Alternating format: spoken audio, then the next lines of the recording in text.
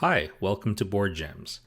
As you might know from my most recent video, Ave Caesar is my favorite board game of all time, and I have 6 different editions of it, so I thought I would do a side-by-side comparison of 5 of them. Don't make me include Ausgebremst, please. 5 games is already a lot. 6 is just madness.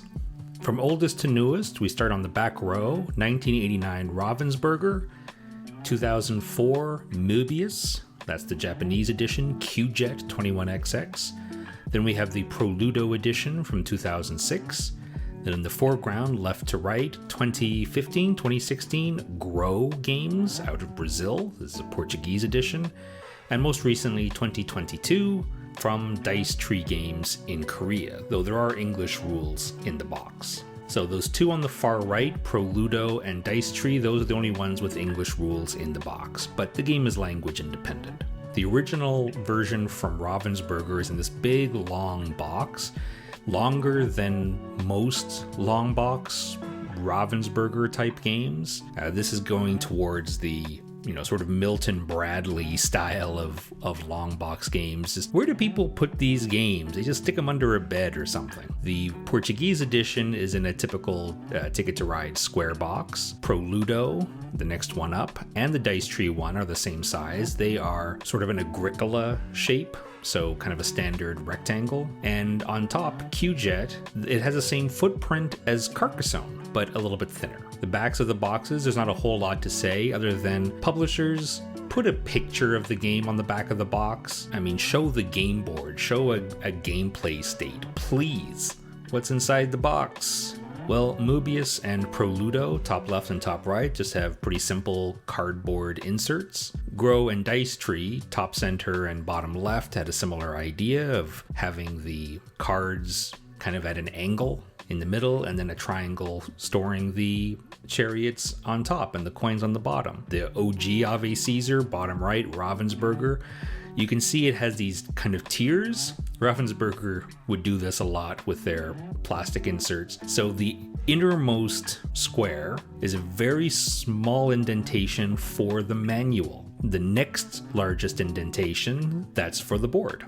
It is nice having this little slots for everything. There's a little, where does this manual go? Oh, it goes in this exact place just for the manual. It makes you feel good when you put things in the place they're supposed to go.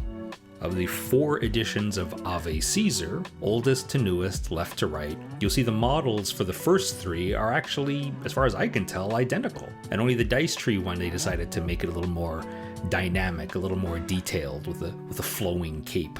The coins are very, very similar. The Grow games, you can see the bright green. That's also kind of a lighter plastic than the other editions. Oh yeah, I forgot to include Q-Jet. Q-Jet has these marvelous little metal spaceships with stickers that you put on the fins to denote the player color. Really, really lovely pieces. But instead of coins, players have this charge key card, and when they pit, they slip the card under the board to denote that they've pitted. And it's just not the same to stand up and declare, charge key! Here's all the different cards. You can see that Ravensburger and Grow, first and fourth, kind of go for a similar thing, showing kind of a bust there, or something that might appear on a coin, I suppose. And Pro Ludo and DiceTree had similar ideas, using kind of a long tower shield, I guess, for the backs. And the backs are the same for all player colors, with the exception of Q-Jet. Q-Jet has different backs for the different player colors. Both Pro Ludo and DiceTree show different art based on player color on the front of the cards, but the Grow edition, that's the same art they use for all 6 players. Here are some of the extra components for the DiceTree edition. An extra 566 in each of the player colors. That allows you to kind of customize your deck a little bit. You can have fewer cards, but higher valued cards. Small deck on the top right with each of the possible combinations of tracks. Point tokens, if you're playing kind of a season, I suppose. On the bottom right are attack tokens. If you successfully attack or fend off another player, you get one of these, which is worth 1 point at the end of the race. Here I've stacked all the boards on top of one another so you can get a sense of their relative size. The Grow Games board is the largest, followed by Ravensburger. Pro Ludo and DiceTree are almost exactly the same size, and Q-Jet a fair bit smaller. Of course, a lot of space is wasted for the crowds. Hard to show all these boards at the same time, so I'm going to pair them up. The original Ravensburger edition and the Möbius Japanese edition are, in practice, identical. They're both double-sided and they both feature the same tracks, front and back. And these are the only editions that have different tracks for different player counts. You can see it has a fork, but you don't choose every time you reach the fork which direction to go to. Just at the beginning of the race, you decide which fork everybody will use. The Q-Jet board is pretty low quality. You can see the edge of the board is not finished. It doesn't lay flat, and I don't dare backbend it. It's quite thin and of generally poor quality, but it gets the job done. And let's compare Pro Ludo and Grow. The latter is sort of a further iteration of the former. You can see in this shot the tracks are almost identical, but if you look closely you can see some extra things happening on the Grow Games edition on the top right, a little bit more challenging a track. The reverse of the boards are actually quite different. That track there for Grow Games, it is the single most brutal track. If you look on the far right, you can see a very, very long wall. And if you take the shorter route on the inside, you cannot pit. I love this track.